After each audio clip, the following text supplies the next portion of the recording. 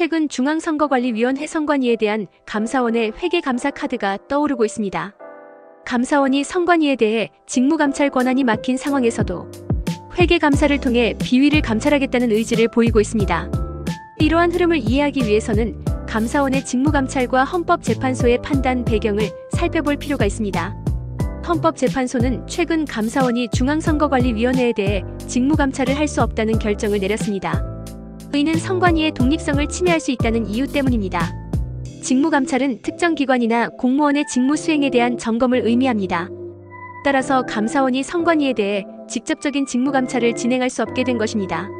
하지만 감사원은 기본적으로 회계감사는 가능하다는 입장을 고수하고 있습니다. 감사원 관계자는 회계감사와 직무감찰이 칼로 자르듯 명확히 분리할 수 있는 건 아니기 때문에 회계감사를 통해 비위가 드러날 수 있다라고 밝혔습니다. 이러한 배경 속에서 감사원은 회계감사를 통해 선관위의 다양한 문제를 점검하려고 하는 것입니다. 회계감사는 감사원이 기관의 재정관리 및 운영 실태를 점검하는 중요한 방법 중 하나입니다.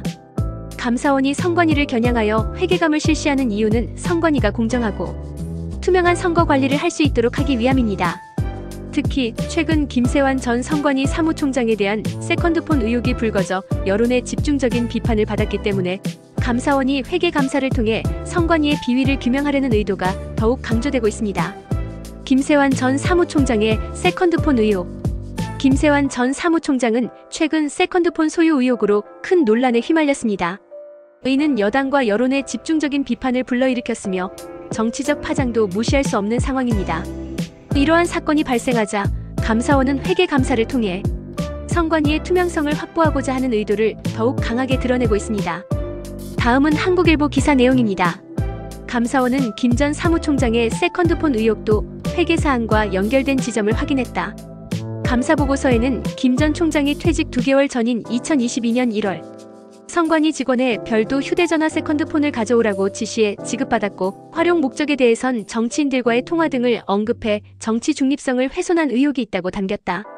특히 그는 3월 18일 퇴직한 뒤에도 관용물품인 세컨드폰 등을 선관위에 반납하지 않고 집으로 가져간 데다 이듬해 반납할 때까지 통신요금을 선관위가 예산을 활용해 대납했고 반납 시 휴대폰에 담긴 내용을 모두 삭제한 것으로 나타났다.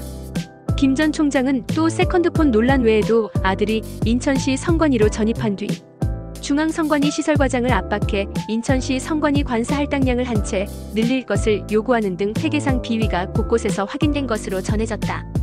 감사원 관계자는 회계감사의 경우 헌재나 법원에 대해서도 똑같이 해왔다고 설명했다.